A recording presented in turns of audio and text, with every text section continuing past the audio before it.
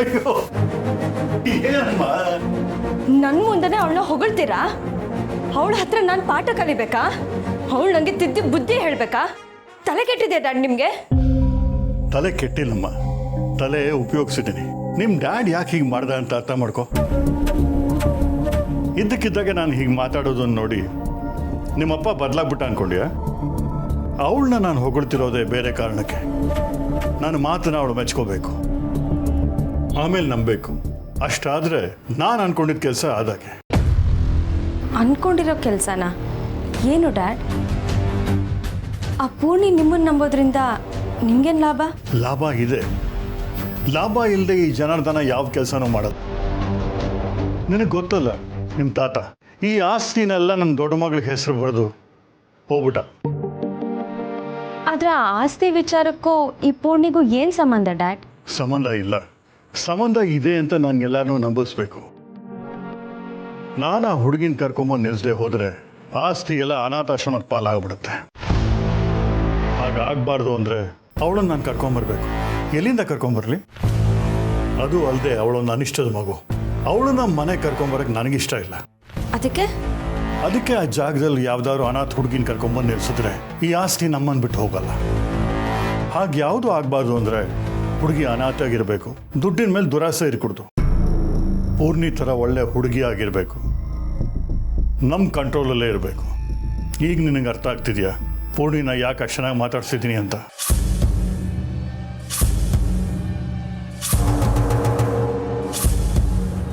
Dad, ಹಾಗಾದರೆ ಆ ಪೂರ್ಣಿನೇ ನಿಮ್ಮ ಮೊದಲನೇ ಮಗಳು ಅಂತ ಎಲ್ರಿಗೂ ಹೇಳ್ತೀರಾ? ಎಕ್ಸಾಕ್ಟ್ಲಿ. ಅದನ್ನು ನಾನು ಎಲ್ಲರಿಗೂ ಹೇಳಿದ್ರೆ, ಅದನ್ನು ಎಲ್ಲರೂ ನಂಬಿದ್ರೆ ಈ ಆಸ್ತಿ ನಮ್ಮ ಕೈ ಬಿಟ್ಟು ಹೋಗಲ್ಲ. ವಾಟ್ ಎವರ್ ಡ್ಯಾಡ್, ನೀವು ಹೇಳ್ತಿರೋದು ಏನೇ ಇರ್ಬೋದು, ಆದರೆ ಆ ಅನಾಥನ ದಿಕ್ಕು ದೆಸೆ ಇಲ್ದವ್ರನ್ನ ನನ್ನ ಅಕ್ಕ ಅಂತ ಅನ್ಕೋಬೇಕಾ? ಅನ್ಕೋಬೇಕು. ದಿಕ್ಕು ದಿಸೆ ಇಲ್ದಿರೋನೇ ನಮಗೆ ಬೇಕು. ಅವಳನ್ನು ಒಂದಷ್ಟು ದಿನ ನಾವು ಮಗಳು ಅನ್ಕೋಬೇಕು, ನೀವು ಅಕ್ಕ ಅಂತ ಅಡ್ಜಸ್ಟ್ ಮಾಡ್ಕೋಬೇಕು. ಅಷ್ಟಾದರೆ ಕುರಿ ನಮ್ಮನ್ನು ನಂಬತ್ತೆ. ಆಮೇಲೆ ಅವಳ ಹೆಸರಲ್ಲಿರೋ ಆಸ್ತಿನ ನಮ್ಮ ಹೆಸರಿಗೆ ಬರ್ಸ್ಕೊಂಡ್ರೆ ಆಯಿತು. ಅವಳಿಗೆ ಆಸ್ತಿ ಮೇಲೆ ಆಸೆ ಇಲ್ಲ. ಆಯ್ಕೊಂಡು ತಿನ್ನೋಳನ್ನ ಅರಮನೆಗೆ ತಂದಿಟ್ಟಿದ್ದಾರೆ, ಅದೇ ದೊಡ್ಡ ವಿಷಯ. ಜೊತೆಗೆ ಆದರ್ಶ ಸಂಬಂಧ ಅಂತ ನಂಬ್ಕೊಂಡಿರೋಳು. ಬೇರೆಯವ್ರ ಆಸ್ತಿ ನಮಗೆ ಯಾಕೆ? ಅಪ್ಪ ಅಮ್ಮನ ಪ್ರೀತಿ ಸಿಕ್ಕಿದ್ರೆ ಸಾಕು ಅಂತ ನಾವು ಹೇಳಿದ್ದು ಕೇಳಿಕೊಂಡು ಸುಮ್ಮನೆ ಬಿದ್ದಿರ್ತಾಳೆ. ಆಸ್ತಿ ಎಲ್ಲ ನಮ್ಮ ಕೈಗೆ ಸಿಕ್ಕಿದ ಮೇಲೆ ಅವಳನ್ನು ಬಿಟ್ಟಾಕಿದ್ರಾಯ್ತು. ಯು ಆರ್ ರೈಟ್ ಡ್ಯಾಡ್, ನೀವು ಹೇಳ್ತಿರೋದ್ರಲ್ಲಿ ತುಂಬ ಅರ್ಥ ಇದೆ. ನಮಗೆ ಬೇರೆ ಆಪ್ಷನ್ನೂ ಇಲ್ಲ ಅನ್ನಿಸ್ತಿದೆ. ನಮಗಿರೋ ಕಡಿಮೆ ಟೈಮಲ್ಲಿ ನಮ್ಮ ಆಸ್ತಿ ನಮ್ಮ ಹತ್ರ ಉಳಿಸ್ಕೊಳ್ಳೋಕ್ಕೆ ಅದೃಷ್ಟವಾಗಿ ಪೂರ್ಣಿ ನಮಗೆ ಸಿಕ್ಕಿದ್ದಾಳೆ. ಡ್ಯಾಡ್, ನಿಮ್ಮ ಬಾಯಲ್ಲಿ ಅವಳನ್ನ ಅದೃಷ್ಟ ಅಂತಿದ್ದೀರಾ? ಸದ್ಯಕ್ಕೆ ಹಾಗೆ ಅನ್ನೋದಲ್ಲಿ ತಪ್ಪಿಲ್ಲ. ಒಟ್ನಲ್ಲಿ ಆಸ್ತಿ ಉಳಿಬೇಕು. ಅಂತೂ ಅವಳನ್ನ ಇಷ್ಟು ದಿನ ಯೂಸ್ಲೆಸ್ ಅಂದ್ಕೊಂಡಿದ್ದೆ, ಆದರೆ ಈ ರೇಂಜಿಗೆ ಯೂಸ್ ಆಗ್ತಾಳೆ ಅಂತ ಗೊತ್ತಿರಲಿಲ್ಲ. ಓಕೆ ಡ್ಯಾಡ್, ನೀವು ಅವಳನ್ನ ಹೇಗೆ ಬೇಕಾದರೂ ಕೇರ್ ಮಾಡಿ, ಹೇಗಾದರೂ ಬ್ರೈನ್ ವಾಶ್ ಮಾಡಿ, ನಾನು ನಿಮಗೆ ಸಪೋರ್ಟ್ ಮಾಡ್ತೀನಿ. That's like a good girl. ಇನ್ನು ಮೇಲೆ ಅವಳು ನಿನಗೆ ಅಕ್ಕ, ನಮಗೆ ಮೊದಲನೇ ಮಗಳು. ಇದನ್ನು ಅವಳು ನಂಬಬೇಕು, ಇಡೀ ಪ್ರಪಂಚನೇ ನಂಬಬೇಕು. ಹಾಗೆ ಮಾಡೋದೇ ನಮ್ಮ ಟಾರ್ಗೆಟ್. ಓಕೆ ಡ್ಯಾಡ್, ಇನ್ಮೇಲೆ ನೋಡ್ತೀರಿ ನನ್ನ ಆಟ ಹೇಗಿರುತ್ತೆ ಅಂತ.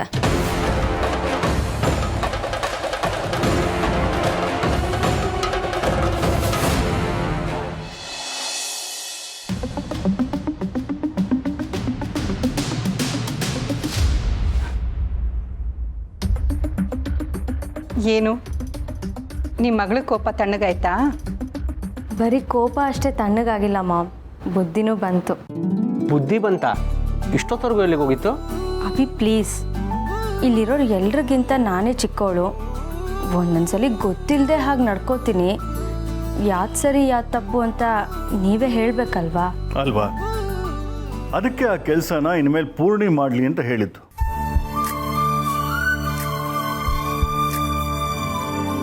ದೀಪಿಕಂಗೆ ಪೂರ್ಣಿ ವ್ಯಾಲ್ಯೂ ಏನು ಅಂತ ಬಿಡಿಸಿ ಹೇಳಿದ್ದೀನಿ. ಇನ್ಮೇಲೆ ನಮ್ಮ ಮಗಳು ಚೇಂಜ್ ಆಗ್ತಾಳೆ ಅಂತ ನಾನು ನಂಬಿದ್ದೀನಿ.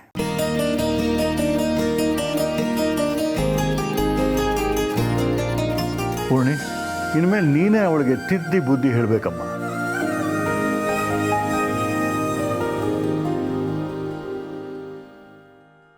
ಸಾರಿ ಅಕ್ಕ.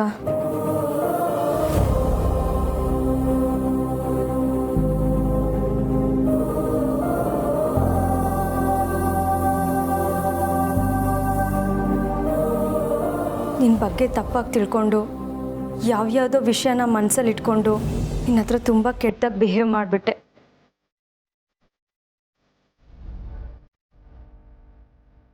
ಆದರೆ ನನಗೆ ಈಗೆಲ್ಲ ಅರ್ಥ ಆಗ್ತಿದೆ. ಅನಾಥರ ಬದುಕು ಹೇಗಿರುತ್ತೆ ಅಂತ ಡ್ಯಾಡ್ ಕೂಡ ಒಂದು ಕಾಲದಲ್ಲಿ ಫೇಸ್ ಮಾಡಿದಾರಂತೆ. ಅವ್ರು ಅದ್ರ ಬಗ್ಗೆ ಹೇಳ್ತಿದ್ರೆ ನನ್ನ ಕಣ್ಣಲ್ಲಿ ನೀರೇ ಬಂದ್ಬಿಡ್ತು. I am really sorry. ಮತ್ತು ಇನ್ಯಾವತ್ತೂ ನಿನ್ನ ಅನಾಥೆ ಅಂತ ಕರೆಯಲ್ಲ.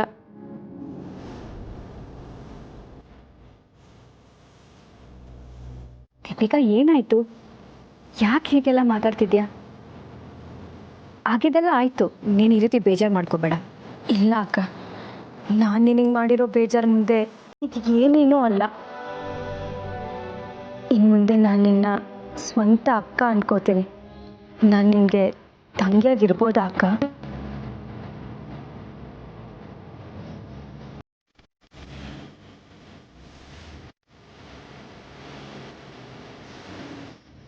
ಅದನ್ನು ಕೇಳ್ತಿದ್ದೀಯಲ್ಲ, ನನಗೆ ಯಾವತ್ತಿದ್ರೂ ನಿನ್ನ ತಂಗಿನೇ. ನನ್ನ ದೃಷ್ಟಿಲಿ ನೀನಿನ್ನೂ ಪುಟ್ಟ ಹುಡುಗಿನೇ. ಹಠ ಮಾಡ್ತೀಯ, ಕೋಪ ಮಾಡ್ಕೊಳ್ತೀಯ, ಅಷ್ಟೇ ಪ್ರೀತಿಸ್ತೀಯ, ಚೆನ್ನಾಗಿ ಕೆಣಕ್ತೀಯ. ಅಕ್ಕ ಅದವಳು ಇಷ್ಟು ಸಹಿಸ್ಕೊಂಡಿಲ್ಲ ಅಂದರೆ ಹೇಗೆ ಹೇಳು? ಇವತ್ತು ನಿಜವಾಗ್ಲೂ ಮಳೆ ಬರುತ್ತೆ. ಮಳೆ ಬರೋದಲ್ಲ, ಬಂದು ಹೋಯ್ತು. ನೋಡಿ ಮನೆ ಎಷ್ಟು ತಂಪಾಗಿದೆ ಅಂತ. ಮನಸ್ಸುಗಳು ತಂಪಾಗಿದ್ರೆ ಮನೇನೂ ತಂಪಾಗಿದ್ದ ಹಾಗೆ ಅಲ್ವಾ? ಕರೆಕ್ಟು. ಮನೇಲಿರೋ ಹೆಣ್ಮಕ್ಳು ಒಬ್ರನ್ನೊಬ್ರು ಕೂಲಾಗಿ ಅರ್ಥ ಮಾಡ್ಕೊಂಡ್ಬಿಟ್ರೆ ಆ ಮನೆ ಸ್ವರ್ಗನೇ.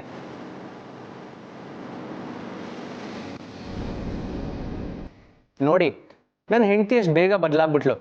ಅದಕ್ಕೆ ನಿಮಗೆ ತಂಗಿ ಸಿಕ್ಕಿದ್ದಾಳೆ, ಪಾರ್ಟಿ ಇಲ್ವಾ? ಪಾರ್ಟಿನ? ನಿನ್ನ ಹೆಂಡತಿಗೆ ಅಕ್ಕ ಸಿಕ್ಕಿದ್ದಾಳೆ, ಅದಕ್ಕೆ ನೀನು ಪಾರ್ಟಿ ಕೊಡಿಸ್ಬೇಕು. ಬೇಡ ಬೇಡ, ಪಾರ್ಟಿ ಗಿಟ್ಟಿ ಏನು ಬೇಡ. ಮನೆಯಲ್ಲಿ ಹಬ್ಬದ ಊಟನೇ ರೆಡಿಯಾಗಿದೆ. ಇವತ್ತು ನನ್ನಿಬ್ಬರು ಹೆಣ್ಮಕ್ಳು ಮನೆಗೆ ಬಂದಿದ್ದಾರೆ. ತವರ ಮನೆಗೆ ಬಂದ ಹೆಣ್ಮಕ್ಳನ್ನ ತಾಯಿ ಆದವಳು ಉಪಚರಿಸ್ಬೇಕು.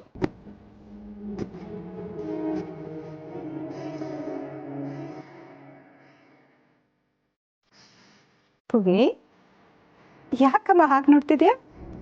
ತವ್ರ ಮನೆ ತಾಯಿ ಅಂತೆಲ್ಲ ಹೇಳಿದ್ರಲ್ಲ, ಆ ಮಾತೆಲ್ಲ ಕೇಳಿ ಮನ್ಸಿಗೆ ಒಂಥರ ಆಯಿತು. ಈ ಮನೆನ ನಾನು ನಿಜವಾಗ್ಲೂ ತವ್ರ ಮನೆ ಅನ್ಕೋಬೋದಾ?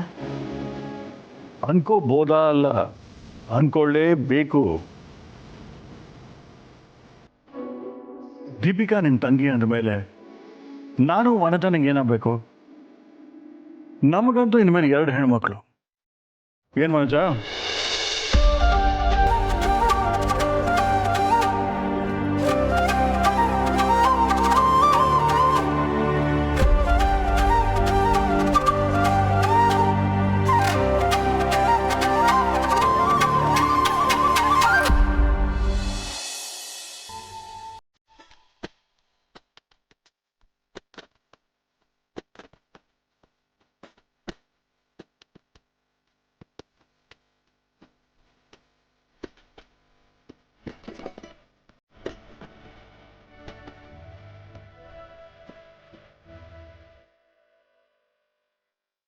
ಇದೇನಿದು, ಏನಾಯ್ತು ಇವರಿಬ್ರಿಗೂ? ರಾಜಂಗೂ ರಾಣಿಗೂ ಮುರಿದೋದ್ರೆ ಮನಸ್ಸು, ಅರಮನೆಯಾಗೆಲ್ಲೈತೆ ಸೊಗಸು.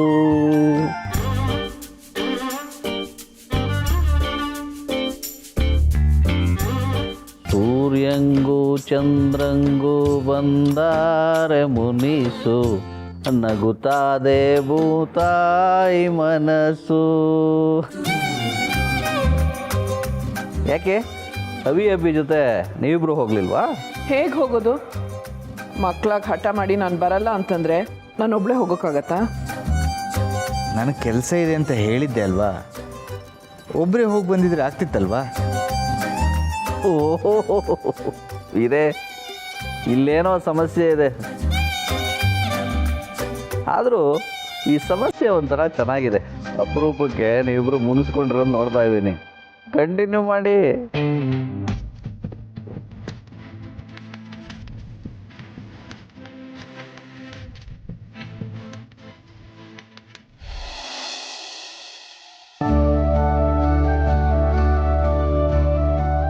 ಮನಜ, ಏನಮ್ಮ ಇದು ಅನಾಹುತ ಮಾಡ್ತಿದ್ಯಾ?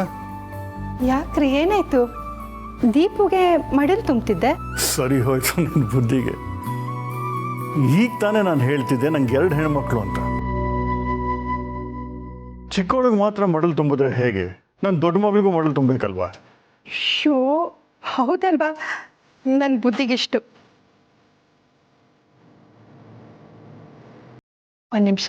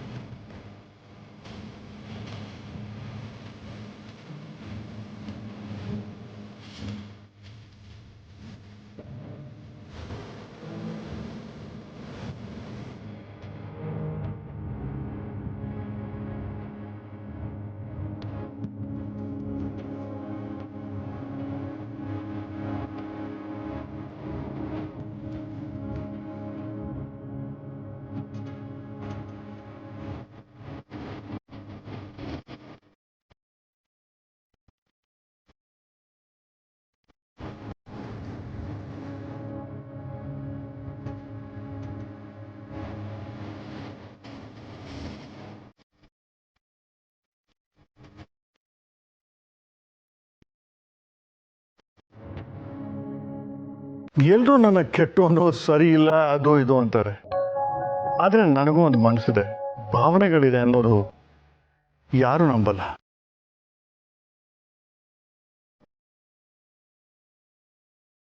ಯಾಕೆ ಪಾಪ ಹಾಗೆ ಹೇಳ್ತೀರಾ? ನೀವೆಂಥವ್ರು ಅಂತ ನಮಗೆ ಚೆನ್ನಾಗಿ ಗೊತ್ತು. ಮನುಷ್ಯನ್ನ ಬರೀ ಆಡೋ ಮಾತಿಂದ ಜಡ್ಜ್ ಮಾಡಬಾರ್ದು.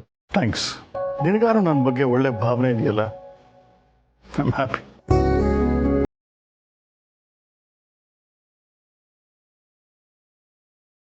ಯಾರು ನಮ್ಮ ಬಗ್ಗೆ ಹೇಳದೇ ಇದ್ದಾಗ ನಾವೇ ತಾನೇ ಹೇಳ್ಕೋಬೇಕು.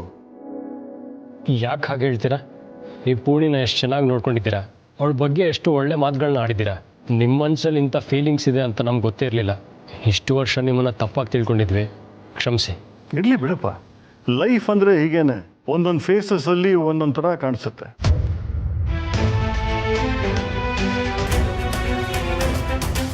ಕೆಲವು ಸಲ ಕೆಟ್ಟವರು ಒಳ್ಳೆಯವ್ರ ಥರ ಕಾಣಿಸ್ತಾರೆ, ಒಳ್ಳೆಯವರು ಕೆಟ್ಟವ್ರ ಥರ ಕಾಣಿಸ್ತಾರೆ. ಯಾವತ್ತೂ ಲೈಫ್ನಲ್ಲಿ ನಂಬಿಕೆ ಮುಖ್ಯ.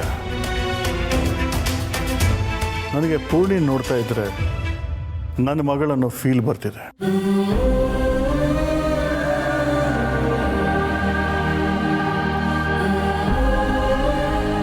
ರೀ, ನಿಮ್ಮ ಬಾಯಲ್ಲಿ ಇಂಥ ಮಾತೆಲ್ಲ ಕೇಳ್ತಿದ್ರೆ ಇದೆಲ್ಲ ಕನಸ ಅಂತ ಅನಿಸುತ್ತೆ. ಇದು ಯಾವುದು ಕನಸಲ್ಲ. ಇನ್ನು ಮುಂದೆ ನಮ್ಮ ಕನಸೆಲ್ಲ ನನಸಾಗಬೇಕು.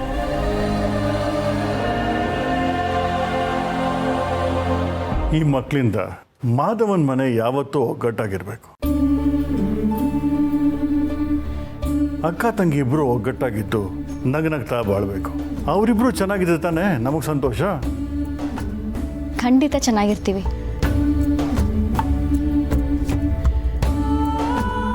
ನೀವೆಲ್ಲ ಇಷ್ಟು ಪ್ರೀತಿ ತೋರಿಸೋದು ನೋಡಿದ್ರೆ ನನಗೆ ಮಾತುಗಳೇ ಹೊರಡಲ್ಲ. ಇವತ್ತಿಲ್ಲಿ ಬರೋದಕ್ಕೆ ತುಂಬ ಹಿಂದೆ ಮುಂದೆ ನೋಡಿದೆ, ಆದರೆ ಇಲ್ಲಿಗೆ ಬಂದಮೇಲೆ ನನಗೆ ಹೊಸ ಪ್ರಪಂಚನೇ ಸಿಕ್ತಾಗಿದೆ.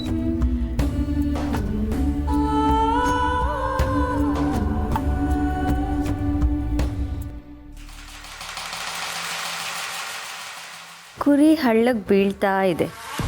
ಆಸ್ತಿ ನಮ್ಮ ಕೈಗೆ ಸೇರ್ತಿದ್ದ ಹಾಗೆ ಈ ಕುರಿನ ಬಲಿ ಹಾಕಬೇಕು.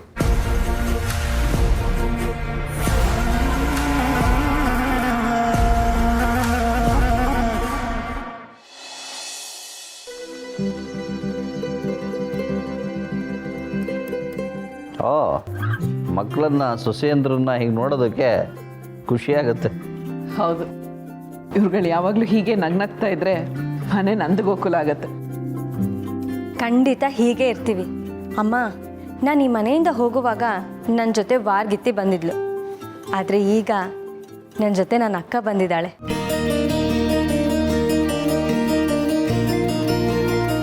ಓಹೋ, ಹಾಗಾದರೆ ಇಲ್ಲಿಂದ ಅಲ್ಲಿಗೆ ಹೋಗಿ ಬರೋಷ್ಟರೊಳಗಡೆ ಇಷ್ಟೆಲ್ಲ ಬದಲಾವಣೆ ಆಯಿತಾ? ಬದುಕನ್ನು ಅರ್ಥ ಮಾಡ್ಕೊಳ್ಳೋ ಮನಸ್ಸುಗಳಿಗೆ ಬದಲಾಗೋದಕ್ಕೆ ಜಾಸ್ತಿ ಸಮಯ ಬೇಕಾಗಿಲ್ಲ.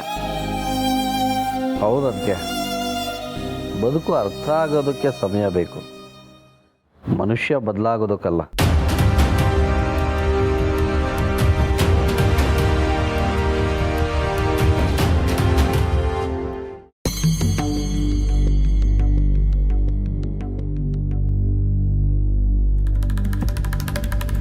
ಅಂತೂ ನಮ್ಮ ಮನೇಲಿ ಇಬ್ಬರು ಸೊಸೆಯರು ಪ್ರೀತಿಯಿಂದ ಇರೋದು ನೋಡ್ತಿದ್ರೆ ನಂದೇ ದೃಷ್ಟಿ ಆಗತ್ತೆ ಅನಿಸುತ್ತೆ.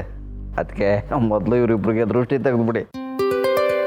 ಇಲ್ಲ, ಯಾರ ದೃಷ್ಟಿ ಬಿದ್ದರೂ ನನಗೆ ನನ್ನ ತಂಗಿ ಮೇಲಿರೋ ಪ್ರೀತಿ ಕಮ್ಮಿ ಆಗಲ್ಲ. ನಾನು ಅವಳನ್ನ ತಂಗಿ ಅಂತ ಯಾವತ್ತೂ ಅಂದ್ಕೊಂಡಿದ್ದೀನಿ, ಆದರೆ ಇವತ್ತು ಅವಳ ಪಾಲಿಗೆ ನಾನು ಅಕ್ಕ ಅನ್ಸ್ಕೊಂಡಿದ್ದೀನಿ. ಮನೆ ಹೆಣ್ಮಕ್ಳು ಈ ರೀತಿ ಒಂದಾಗ್ಬಿಟ್ರೆ ಆ ಮನೆಯನ್ನು ಯಾರು ಯಾವತ್ತೂ ಹೊಡೆಯೋಕ್ಕಾಗಲ್ಲ. ಒಟ್ಟಿನಲ್ಲಿ ನೀವೆಲ್ಲರೂ ಒಟ್ಟಿಗೆ ಅಲ್ಲಿಗೆ ಹೋಗಿ ಬಂದಿದ್ದು ನಿಮಗೂ ಖುಷಿ ಆಯ್ತಲ್ವಾ? ತುಂಬ ಖುಷಿ ಆಯ್ತಮ್ಮ. ನನಗೆ ವನಜಾ ಅವ್ರನ್ನ ನೋಡ್ದಾಗೆಲ್ಲ ಆಂಟಿ ಅಂತ ಹೇಳೋಕ್ಕೆ ಮನಸ್ಸು ಬರ್ತಿರ್ಲಿಲ್ಲ, ಅಮ್ಮ ಅಂತ ಕರಿಬೇಕು ಅನಿಸ್ತಿತ್ತು.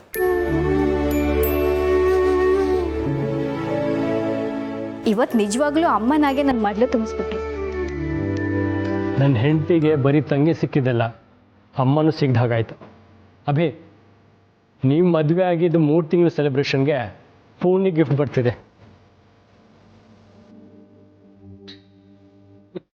ಅದಕ್ಕೆ ನಾವು ನಿಮ್ಮಿಬ್ಬರಿಗೂ ಥ್ಯಾಂಕ್ಸ್ ಹೇಳಬೇಕು. Thanks Abhi, thanks Deepika. ಅದಕ್ಕೆ ನಿಮ್ಮ ಒಳ್ಳೆ ಮನಸ್ಸಿಂದ ನೀವು ಎಲ್ರಿಗೂ ಹತ್ರ ಆಗ್ತಿದ್ದೀರಾ, ಅದಕ್ಕೆ ನಮಗೆಲ್ಲ ಯಾಕೆ ಥ್ಯಾಂಕ್ಸ್ ಹೇಳ್ತಿದ್ದೀರಾ? ಒಟ್ಟಿನಲ್ಲಿ ನೀವು ಖುಷಿಯಾಗಿದ್ದೀರಲ್ಲ, ಅಷ್ಟು ಸಾಕು. ಅಭಿ, ಹಾಗೆ ಇನ್ನೊಂದು ವಿಷಯ, ಇನ್ಮೇಲೆ ನನ್ನ ಅಕ್ಕನ ಬಗ್ಗೆ ಯಾರಾದರೂ ಏನಾದರೂ ಮಾತಾಡಿದ್ರೆ ನಾನು ಸುಮ್ಮನಿರಲ್ಲ. ಮನೇಲಿ ಎಲ್ಲರೂ ಮಾತಾಡಬೇಕಾದಾಗ ಹುಷಾರಾಗಿರಬೇಕು. ನನ್ನ ತಂಗಿ ಬಗ್ಗೆನೂ ಅಷ್ಟೇ, ಯಾರು ಏನೇ ಮಾತಾಡಿದ್ರು ನಾನು ಸುಮ್ಮನೆ ಇರಲ್ಲ. ಏನಿದು, ಮನೆ ಸೊಸೆರಿಬ್ರು ಸೇರಿಕೊಂಡು ಅಕ್ಕ ತಂಗಿ ಅಂತ ಒಂದು ಟೀಮ್ ಕಟ್ತಿರೋ ಆಗಿದೆ.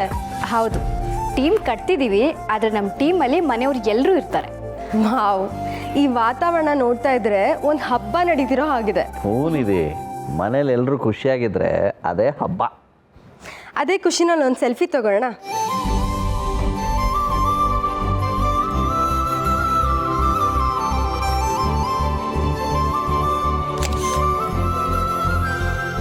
ಈ ಸೆಲ್ಫಿನಲ್ಲಿ ಮಾಮ್ ಒಬ್ಬರೇ ಮಿಸ್ಸಿಂಗು. ಅವರು ಇದ್ದಿದ್ರೆ ಇದನ್ನೆಲ್ಲ ನೋಡ್ಕೊಂಡು ಎಷ್ಟು ಖುಷಿ ಪಡ್ತಿದ್ರೋ ಏನೋ. ಅವಳು ಇದ್ದಿದ್ರೆ ಈ ಖುಷಿನೇ ಇರ್ತಿರ್ಲಿಲ್ಲ. ಈ ಎಲ್ಲರೂ ಖುಷಿಯಾಗಿರೋದಕ್ಕೆ ಅವಳು ಬಿಡ್ತಾನೂ ಇರಲಿಲ್ಲ.